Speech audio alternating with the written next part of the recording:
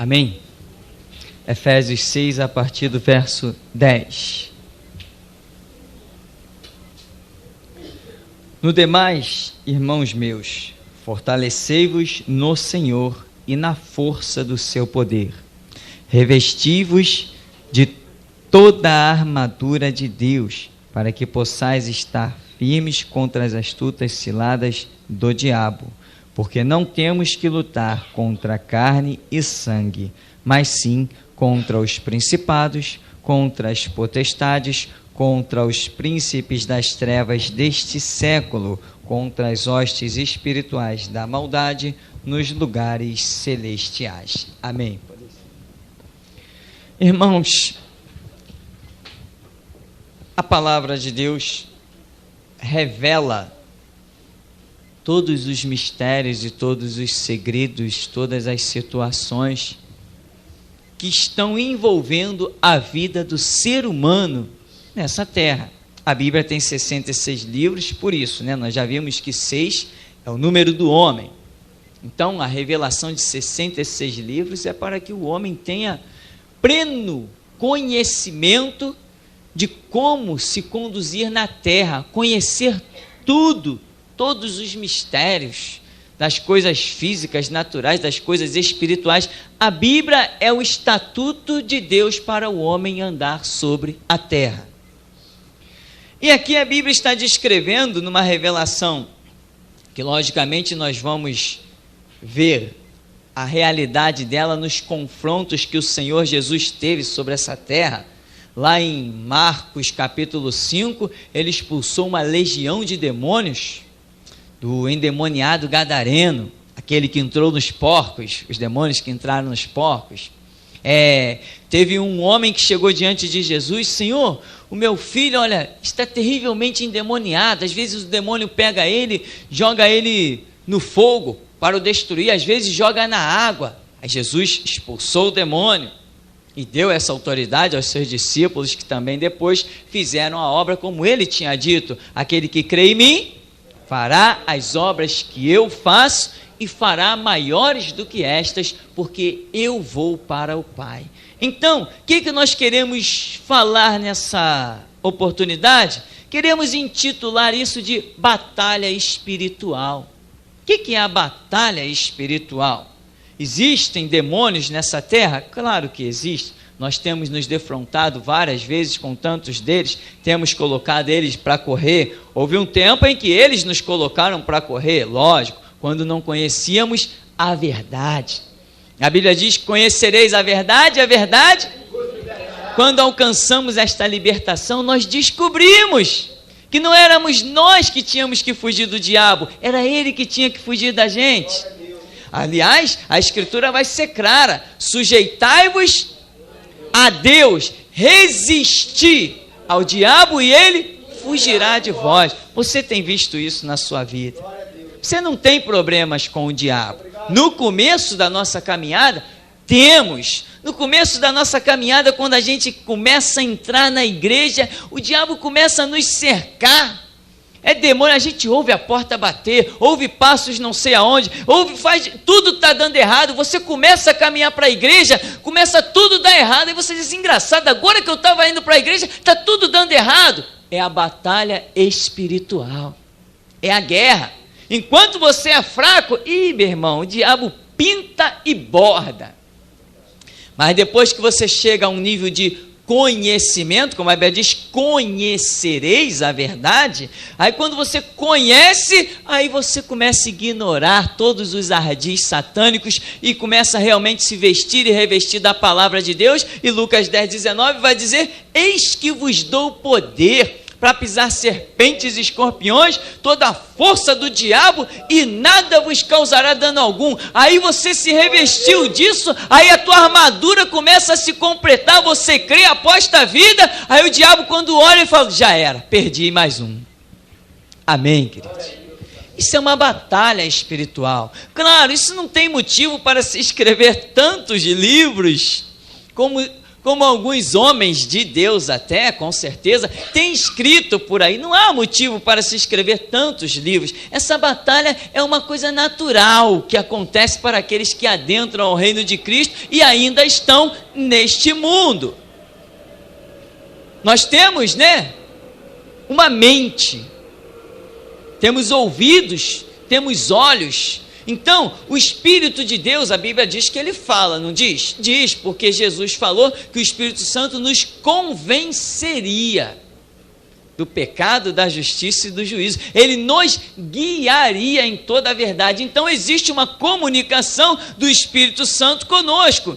Em Romanos 8,16 vai dizer que o mesmo Espírito testifica com o nosso espírito que somos filhos de Deus. Existe uma comunicação do Espírito de Deus com o homem, mas também Jesus disse que o príncipe deste século, Satanás, o diabo, o pai da mentira, veio para roubar, matar e destruir. Então, e Paulo vai dizer em outro episódio, não nesse contexto, mas ele vai dizer que no mundo há muitas vozes, mas nenhuma sem sentido.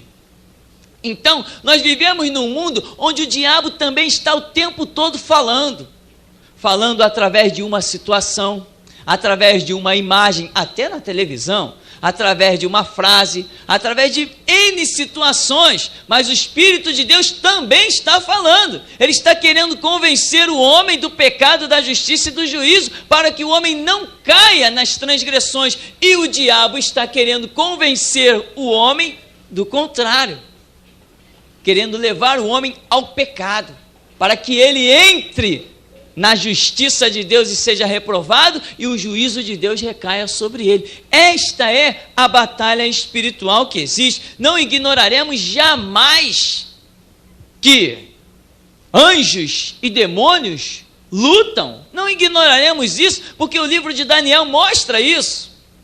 Que o anjo partiu e um demônio se apresentou e houve uma batalha durante quanto tempo? 21 dias houve uma batalha ali. Mas quem saiu vencedor?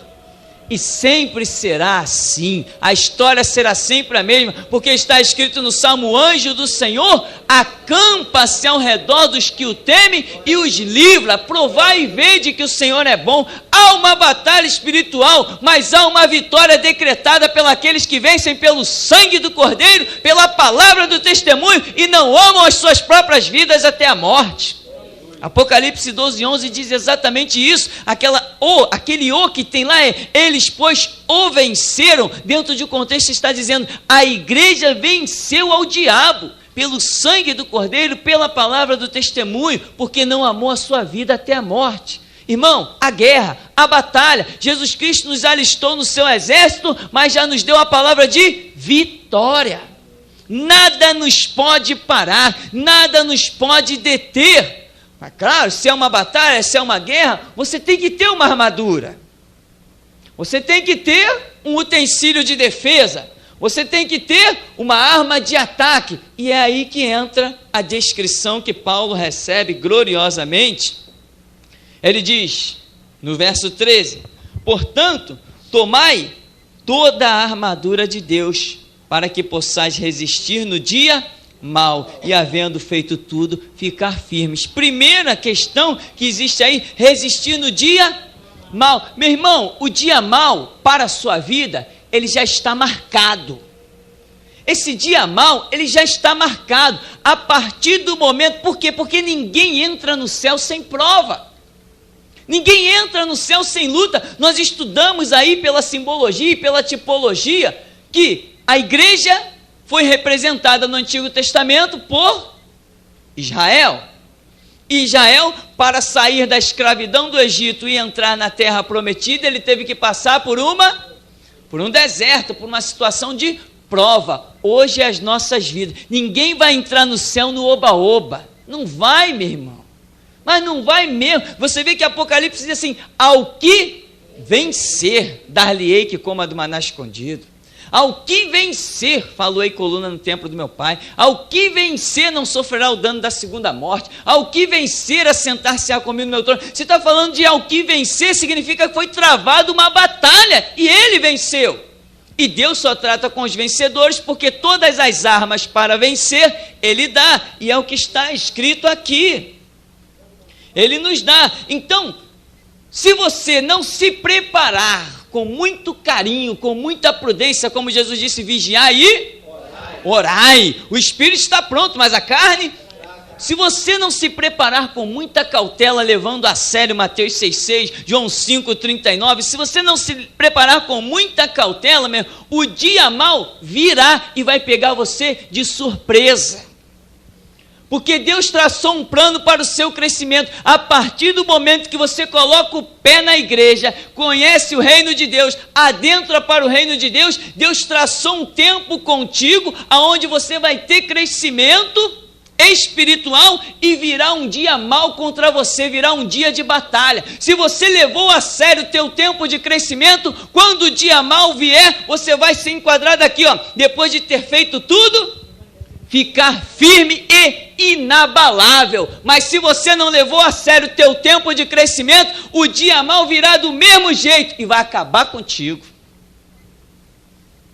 Vai acabar contigo. Igreja não é lugar de passear, igreja não é lugar de brincar, igreja não é lugar, eu não tenho aonde ir, eu vou na igreja. Não, se você não tem aonde ir, vá para qualquer outro lugar, menos para a igreja. Igreja é quando você tem, realmente você precisa dar aquele tempo precioso para Deus, é um tempo que vai te fazer falta. Aleluia, Deus. Aí você cresce, você está levando Deus a sério, você não está amando a própria vida, você está se entregando no altar de Deus. O dia mau, é certo que ele vem, mas, Paulo diz, no 14, estai, pois, firme, tendo cingido os vossos lombos com a verdade e vestida a couraça da justiça. Meu irmão, a verdade é a plenitude do conhecimento de Cristo Jesus. João 14,6, o que ele diz? Eu sou o caminho e a verdade. Ele não é o Senhor da igreja? Existe igrejas sem Jesus Cristo? Não. E Paulo escreve dizendo que a igreja ela é a coluna e firmeza da verdade. Então, a verdade é o que você precisa. Não use meias palavras. Conheça Cristo plenamente. Rasgue o verbo. Meu irmão, não importa quantos inimigos você faça. O importante é que você não perca um amigo chamado Jesus. Esse você não pode perder. O resto, meu irmão, deixa para lá. Que a Bíblia diz, amarás o Senhor teu Deus todas as coisas, não importa quantos inimigos se façam inimigos teus, porque nós não nos fazemos inimigos de ninguém, os outros é que se fazem nossos inimigos. Então deixa-se fazer, o importante é você não perder o amigo chamado Jesus. E ele diz, vós sereis meus amigos se fizerdes o que eu vos mando. Ele não morreu, ele não emudeceu, ele continua vivo e falando, e a sua palavra é viva e eficaz. E aqui diz, tendo vossos lombos com a verdade e vestida a couraça da justiça. Lembra de Mateus capítulo 5? Bem-aventurado o que tem fome e sede de justiça. De justiça. Aí depois Hebreus 1:9 vai dizer, amaste a justiça e automaticamente aborreceste a iniquidade. Por isso Deus, o teu Deus, te ungiu com óleo de alegria, mais do que aos teus companheiros. Meu irmão, você está numa posição muito séria, e você está num lugar onde você está ouvindo uma palavra muito séria. Deixa eu te dizer uma coisa com muito carinho, se você não cumprir o teu tempo certinho nesse ministério, você não será nada no reino de Deus. Eu ouso dizer isso para você, porque sei o que recebi do Senhor. O que eu prego, você pode sair por aí que você não vai ver ninguém pregando.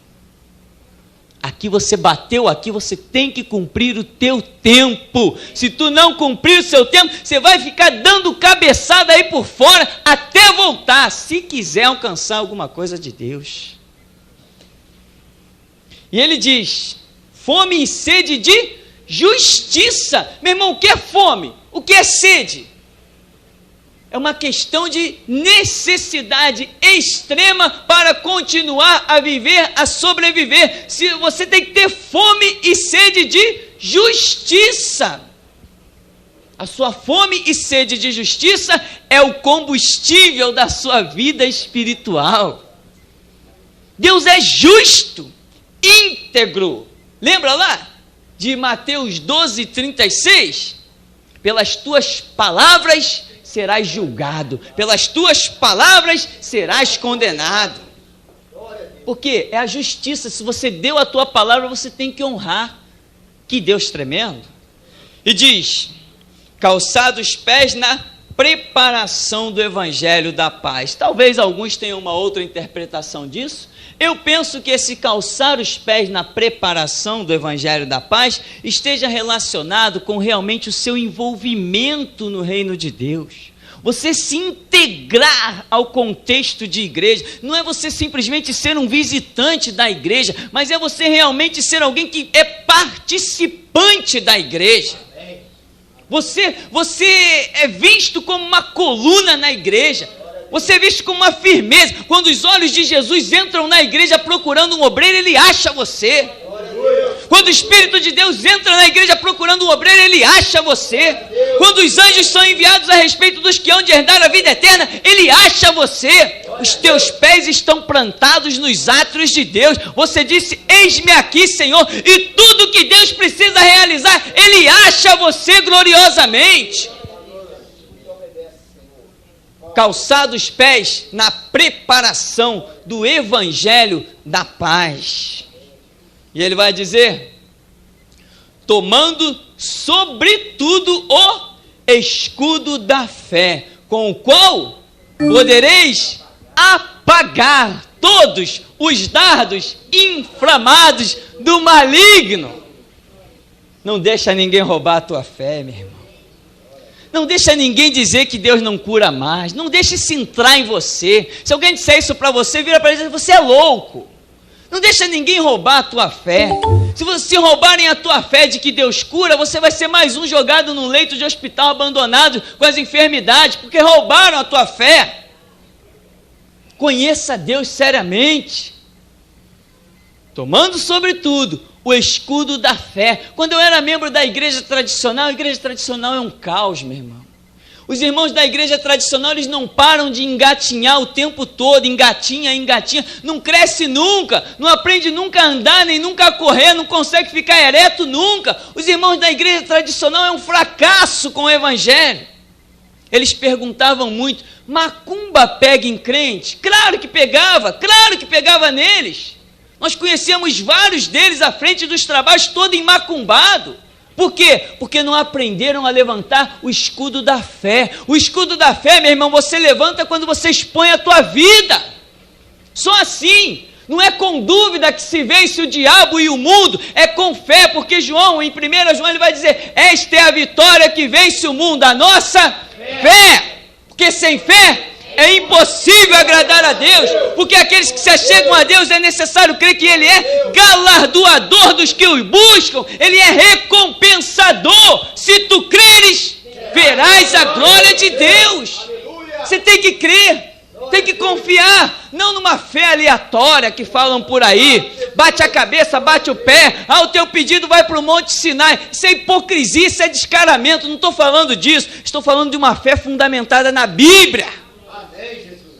Como Pedro, Jesus falou assim: lança a rede do lado direito. Pedro falou assim: olha, eu pesquei a noite inteira, nada peguei, mas sobre a tua palavra lançarei a rede. Foi a maior pescaria da vida de Pedro. Aqueles anos todos que ele pescou, ele nunca viu nada igual você, meu irmão.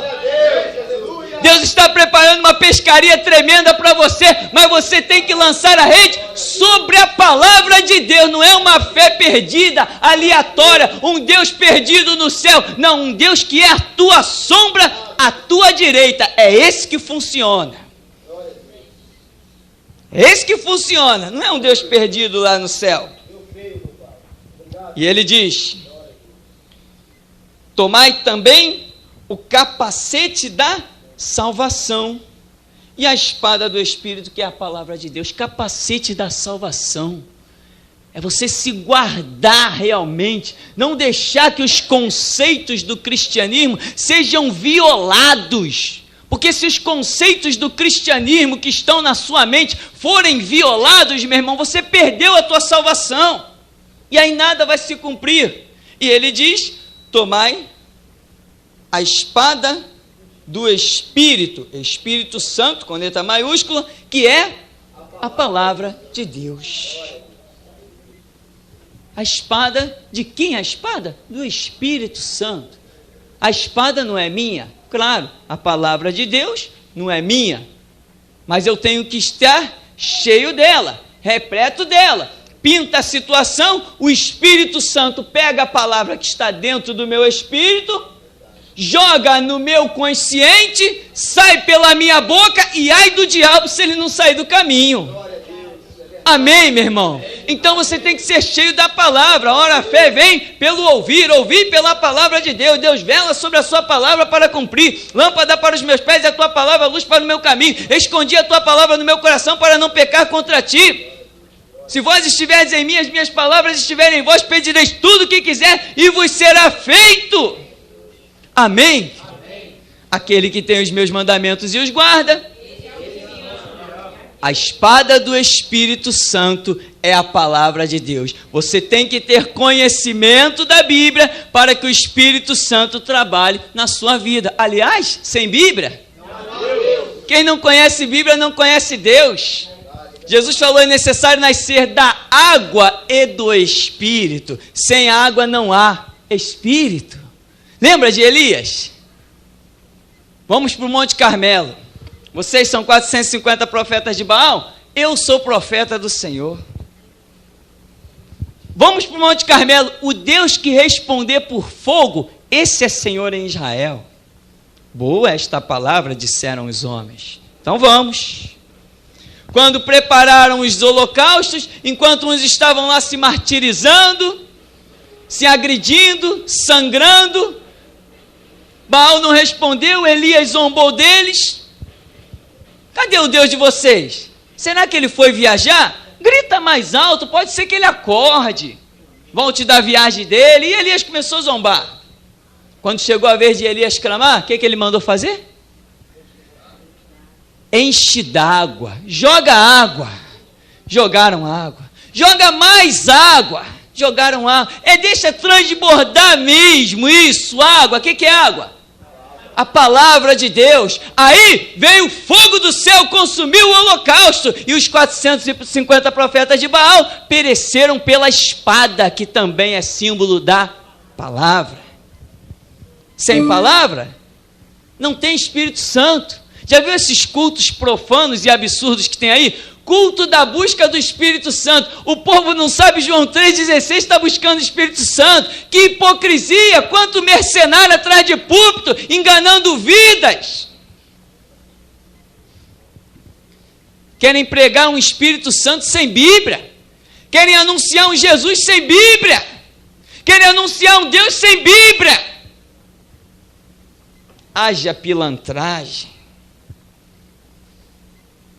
A espada do Espírito Santo, que é a palavra de Deus. Sem a palavra de Deus na sua vida, meu irmão, você não tem Espírito Santo.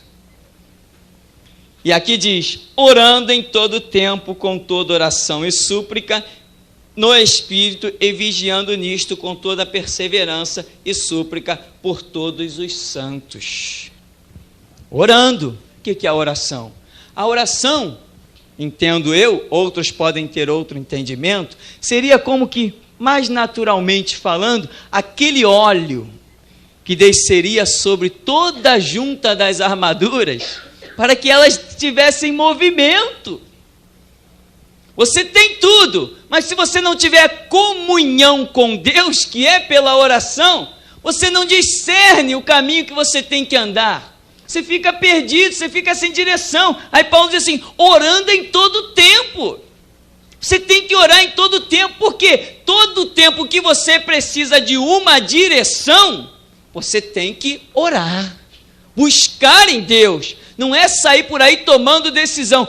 Eu conheço a palavra, eu tenho o espírito, eu tenho o capacete, eu tenho o escudo, eu tenho as sandálias, lá vou eu, vai para a morte. Porque servo não é senhor, servo é servo. Se Jesus não falou, não faça. Se Jesus não mandou, não vá. Se Jesus não disse, não diga. E isso você só vai entender na oração. Senhor, eu vou? Não, então não vai. Senhor, eu faço? Não, então não faço. Senhor, vai? Ah, então eu vou. Mesmo quando tudo é contrário, se Jesus diz vai, vai e tu verás a glória de Deus. Por que Davi venceu aquele gigante? Porque ele era forte, era sábio, inteligente. Que qualidade ele tinha para vencer aquele gigante? Ele tinha uma qualidade tremenda de confiar no Deus dos céus e da terra, o Criador de tudo. Essa era a confiança que ele tinha, e isso foi o suficiente para que ele visse a glória de Deus. Então, meu irmão, existe uma batalha espiritual, mas diante desses atributos que Deus nos concede, eu pergunto pela 1000ª vez, onde está o diabo? Esse covarde. O diabo é um covarde, meu irmão. O diabo só tenta te atrapalhar quando você ainda é fraco. Quando você cresceu, ele sai da tua frente, ele é um covarde, o diabo é covarde. É ou não é? Desde que você aprendeu a palavra, conheceu a verdade e buscou em Deus a autoridade e a graça, cadê ele? Mas antes, quando você era um crente fraco, ele pintava o 7, ele fazia as arruaças dele. Mas e agora? Onde está o diabo? Amém, querido? Amém. Então, irmão, revesti-vos de toda a armadura de Deus, para que possais estar firmes contra as astutas ciladas do diabo, e depois de ter feito tudo, ficar inabalável. Prepara-te, porque dias maus, batalhas, elas vão surgir. Se você estiver vestido e revestido, você nem vai percebê-las passar. Porque as suas armaduras, a sua fé, estarão jogando por terra os dardos inflamados do maligno. Senhor Jesus, nos abençoe para a honra e glória do seu santo nome.